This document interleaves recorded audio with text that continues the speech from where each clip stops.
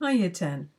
Good to see you back again, and this is the second session on contexts to help you understand the play Macbeth. Contexts 2. There's a little pun there on the slide. Like it. Okay. Hopefully you have got everything in front of you that you need to be able to go through this session. So you should have the notebook, the lined paper, or the Word document that you were working on last time when we did all things kingly. You should also have the pages that go with this presentation opened up on your screen or with you so that you can do the work as we go through after each subsection. You should already have a folder on your work area called Macbeth English Literature. Remember to store all of your stuff in there if you're doing it electronically. So this work is Macbeth Contexts, and it's the second topic, which is all about the theatre. Our topic for today, the Elizabethan Theatre. Are we ready? Off we go. So part 2. Whenever we're going through the presentation, remember you can pause at any time, give yourself time to make your notes. There are subsections, make sure that you're making your notes clear so that when you come to look at them again, you actually understand what you've written. Try to complete the tasks on the sheet as we go through. No need to print them off, just save them, store them in that lovely folder you've already got, and everything will be ready to access when you need it. Okay, so we're going to think a little bit first about the Elizabethan Theatre. Historically, the Elizabethan Theatre means theatres during the lifetime of Queen Elizabeth I. If you remember last time, the All Things Kingly, I mentioned the death of Queen Elizabeth I, and that was in 1603 of those, for you've got sieves for memories. And this, therefore, the historical period of the Elizabethan Theatre is that of her age, her reign, which was 1558 to 1603. But of course, the term Elizabethan Theatre was carried on being used after that. Just because she died doesn't mean to say that overnight theatres changed. They didn't. Things developed slowly. Change is very slow. So we're also talking about Elizabethan Theatre as a style, as a way it looked. And up there on the left-hand side, you've got a picture of the rebuilt, the reconstructed Globe Theatre in London, which some of you might well have been lucky enough to go in and have a look around, or some of you might even have seen a play there. I haven't.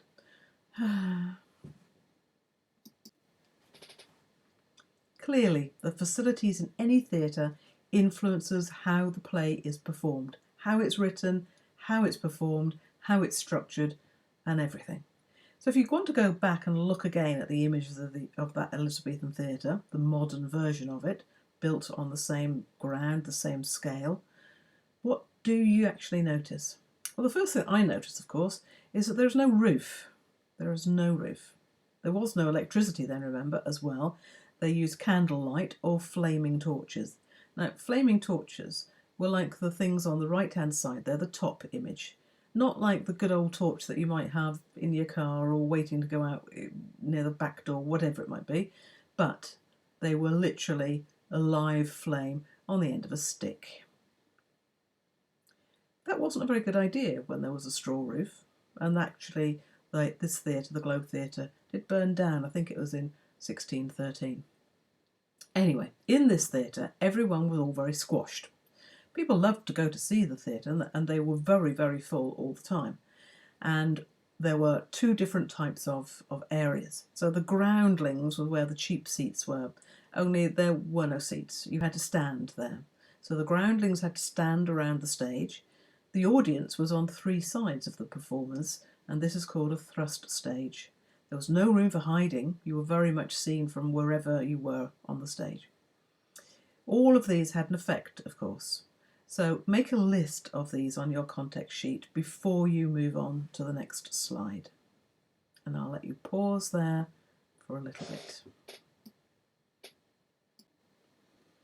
So what was the impact of the theatre that Shakespeare was working in? What was the impact on the way that he wrote? Let's think about the fact that it had no roof and no electricity. Plays had to be performed during the day. They used the natural daylight for illumination. If Shakespeare wanted to have a scene which was in the dark or at night, he had to tell the audience that that was what was happening. So in this play we have stage directions like enter Banquo and Fleance bearing a torch before him, a torch being that big flamey thing. Then later Banquo says, There's husbandry in heaven, their candles are all out. And of course, their candles means the stars. There are no stars. It's so dark. There's nothing to illuminate from the sky. Therefore, the audience is being asked to imagine the scene through the imagery that we're given, the information that we're given by the dialogue. Things to do with the Elizabethan theatre then. The Elizabethan dramas liked their costumes, but they had very little scenery. The acting space was the bare stage, the large empty stage. There might well be isolated set pieces if necessary, but they would establish them as meaning something more. So one tree would denote this is a forest, and there would be a very minimal use of props, things literally that the characters carried on and carried off again. There was no real change of scenery from scene to scene. The bare stage literally became whatever the actors made of it through their words. The dialogue was very rich in imagery. Their words painted the scene for us, and they're telling us what to imagine. The costumes, however, were rich and colourful, and used very much to show us who the characters were. So the social status of the character was shown through their costume. Status was also shown by the language they used. So the lower class characters wore tatty clothes and they spoke in prose. Upper class characters had a more stylish speech, and they would be the ones wearing large, ornate, beautiful, colourful clothing. Entrance and exits for actors would be from a trapdoor on the stage, often for hell or mystical characters. In Macbeth, it's often used to have the drunken porter come up early stages of the play. There was also an entrance at the back of the stage, and characters would come on and off, not through the side wings as they often do now, but largely through that back opening. There might well also have been a small balcony at the back above the stage, and that balcony would be used to show a different place. So I want you to look at the images on the next slide. You can always search and download your own. You don't have to look just at mine. And they're all images of the reconstructed Globe Theatre. And I want you to be thinking about these things to do with theatre that we've talked about so far. Look at these. Different plays, but all on the same stage. So as I said, this is the Globe Theatre in London. It's round, slightly squashed, but essentially round. And the top two show you how close the audience is to the actors, particularly if you look at the top left-hand side there. So this one here. Just notice here we've got what we would now refer to as the circle, really, but these people would have a kind of a direct eye line for the actors on stage. Here are groundlings, the cheap seats, because they didn't get to have a seat, and literally they would be around this side and round this side as well, as you can see in these two down here. This is the stage from the actor's point of view. So with the top two, just think about how close the actors were to the audience. They would have been tightly packed in, they were squashed in, remember. Standing room only, literally in the bottom. It was a relatively cheap day out, and people loved the theatre. The bottom two pictures there show you the two different sides of the stage, so you can see just how close the audience was. And in some of these you can see the audience actually leaning on the stage itself. The actors are surrounded by their audience. It's a very close, very intimate kind of acting stage. Look at the pillars which are on the stage. They're different. They've been decorated in order to become part of the scenery. Those pillars, if you look again at the top right-hand side one, held up the covering. So the actors were not out in the rain and the wind and all of that. They were under some kind of cover. It was mainly the groundlings who literally would be in the rain if they were so fortunate to be there when it was coming down. So, if you want to get your own images, there are loads of them. Just look at the Globe Theatre London and you can have another good look round. And there are also diagrams on their webpage which will show you what what the actual stage looks like behind, as well as the bit that we can see at the front. Okay, so let's move on to some of the terms we're going to need. You are going to be using these, hopefully, so you need to be able to make notes about them. So it might be useful now to have some area of your work where you are going to be having what we call a glossary. So your list of words that you need to know the meaning of and you need to be able to use. Later, when we come on to work on the play, you'll actually be adding quotes to some of these and you'll be able to understand what's going on.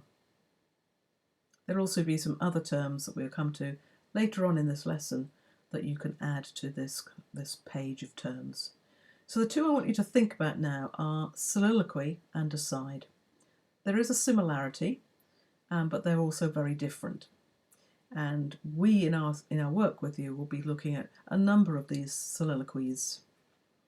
So a soliloquy is where you have a character on stage speaking their own personal thoughts aloud. Usually there's no one else on stage, doesn't have to be, but usually there's no one else there. And what the character is saying is for the benefit of the audience. It's for us. Sometimes these soliloquies, as you'll see when we come to do the play, can be quite long.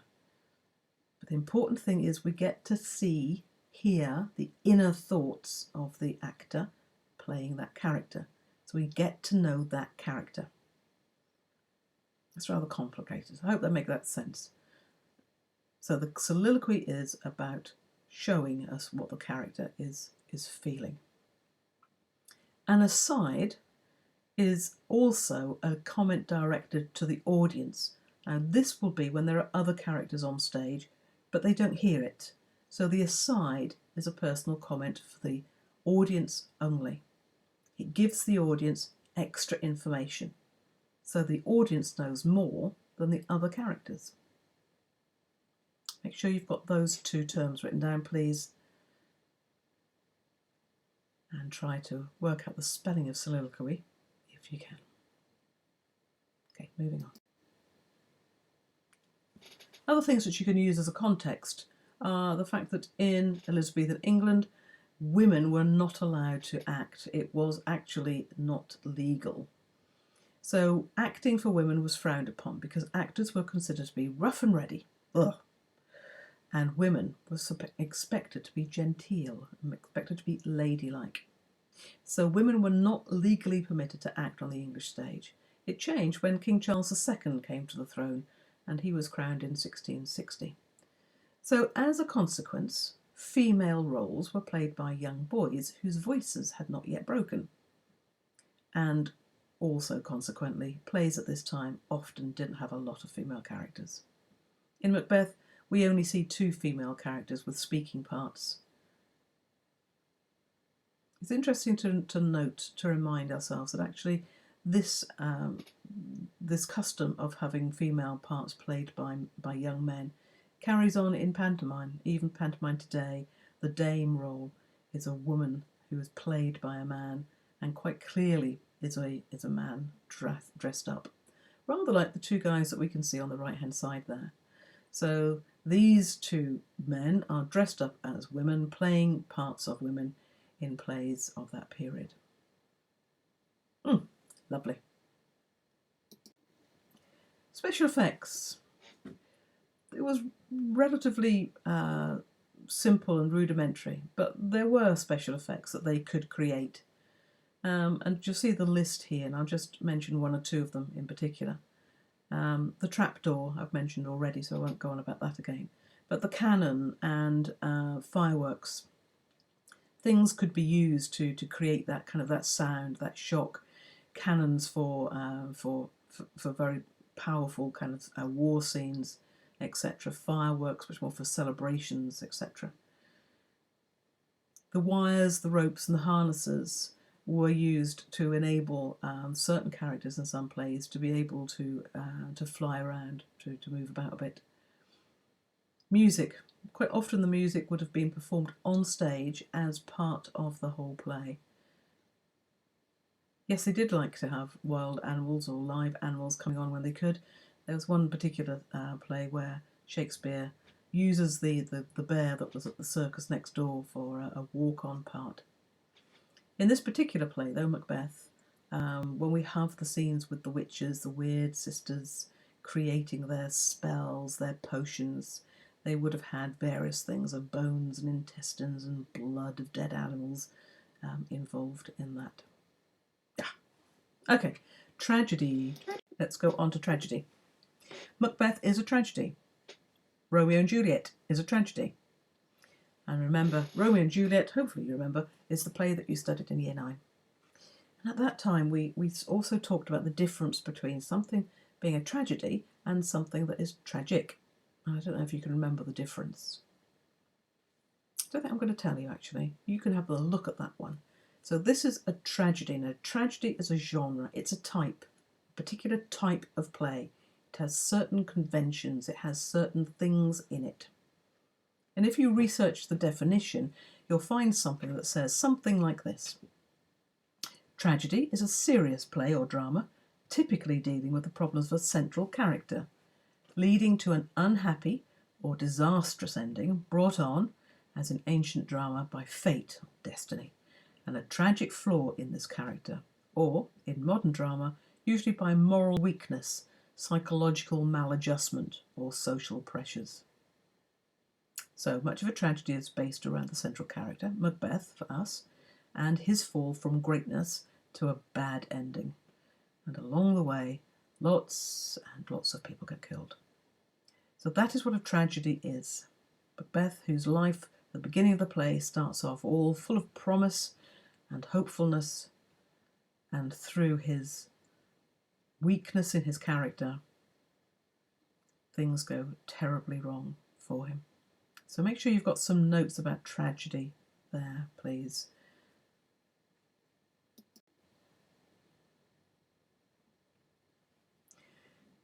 Tragedy goes back to dramas created from ancient Greece and a guy called Aristotle in particular. This is the concept of the tragic or the fatal flaw and the tragic hero. And once you've studied Macbeth in more details over the coming weeks, you'll need or you'll want to consider whether or not Macbeth, the character, not the play, is that much of a hero. So Aristotle, who defined tragedy for us, asserted that it was the noblest and the most serious, dignified, important form of drama. And whilst that might well be true, we call them something different these days. How the audience feels during watching a tragedy is quite an important thing, and we'll come to that in the next slide. Meanwhile, you've got the opportunity now to make sure you've got definitions written down for your tragedy, tragic flaw, tragic hero, over there on the right-hand side. I hope that's clearer for you than it is on my screen at this moment. Pause if you need to have time to take that down, and I'll move on to the next one. Okay, hubris, Amartya, and catharsis. There are three different things, and again this goes back to Greek theatre and Aristotle, etc. So hubris is defined as over-the-top pride, excessive pride, so self-confident, so confident that it often leads to negative consequences. So in this Shakespeare's classic tragic drama of Macbeth, we have this tragic hero in the title character, but he is one who lets his obsessive ambition bring about his downfall. So his overconfidence is this idea that he has this ambition, that he will get there. Hamartia is an error. It's often brought about by ignorance or the lack of essential information. Hamartia may be seen as an act which, for whatever reason, ends in failure rather than success. So in a tragedy, the story has to be based around a character who is of significant importance by their rank or their fortune or their prestige, their rank, their status.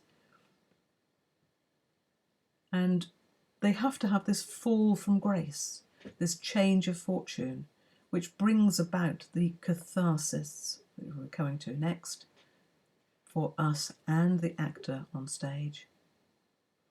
So this actor, this character rather, falls between two extremes. He's not particularly good and just, but he has a misfortune, not because of any vice or anything, but usually by some error, some lack of judgment, something that's of the weakness in him. And the play brings about a catharsis. Catharsis is the process whereby we release and get some relief from emotions which we are very strongly feeling or have been repressed. So catharsis is getting rid of unhappy memories or strong emotions, such as anger, or in Macbeth's case, his feeling of being threatened. And that comes out through expressing them in some ways, usually quite physically. The audience of Macbeth usually has some kind of pity for the tragic hero, the central character of Macbeth, because we see him at the very beginning as essentially as a good man who has done lots of good things for his country. But he very quickly becomes blinded by his destructive preoccupation with whether or not he's going to be able to become king. And many of Macbeth's later actions are a way of him trying to get over his feeling of being threatened. And that might link in quite nicely to what we were talking about with King James I, who felt constantly threatened because he knew that his own position as King of England was a little bit weak. It wasn't really meant for him. Now, that actor, that catharsis for the character on stage, this relief, often then translates to the audience. And as an audience, we will often feel the similar emotions as the actor. And we are meant to leave the theatre feeling kind of washed and cleaned and a little bit kind of pulled through the hedge over all of this. So make sure you've got definitions there. Hubris is probably the easiest one for all of you to be able to use. And Amartya is relatively straightforward. Catharsis is a little bit more difficult to explain, but you might well come to understand that better when we go through the play and feel the things that the character is feeling. Okay, so let's just think about what else you could be doing. So there's always more that you could be taking on. So if you wanted to find out more about catharsis, hamartia, hubris, then do. Make sure when you're using a search engine, put in the word Macbeth or Shakespeare in your search, and therefore the information that you get will become more relevant to the play that you're actually doing. You might want to find out a bit more about tragedy. What else did Aristotle include when he was writing about tragedies? You might want to find out what he said about the unity of time, place and action, or what he said about location. Location. The tragic hero, what other qualities does the hero have? So there's a bit more you could do there if you wanted to expand your understanding, or of course, if you don't quite understand what we've gone through today, you can always go back over this presentation or do a little bit more research yourself. So let's have a summary then. The theatre. We now have some more details about the nature of theatre at that time, specifically looking at the time that Macbeth was written and performed. In Macbeth, the play, Shakespeare uses many of the conventions of tragedy, so we need to understand how that shapes what's going to happen.